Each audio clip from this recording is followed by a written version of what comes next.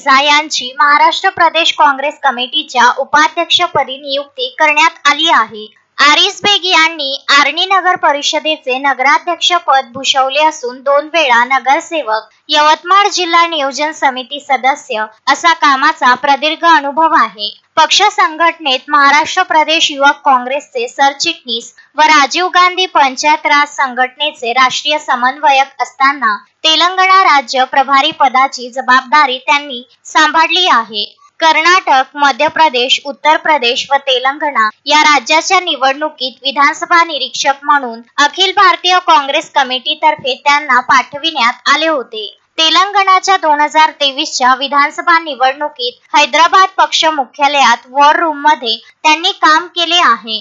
नियुक्तीबद्दल प्रतिक्रिया देताना पक्षाने विश्वासाने जबाबदारी सोपविल्याबद्दल पक्ष नेतृत्वाचे आभार व्यक्त करतानाच महाराष्ट्रात पक्ष संघटन मजबूत करण्यासाठी शक्य तेवढा प्रयत्न करणार असल्याचे ते म्हणाले।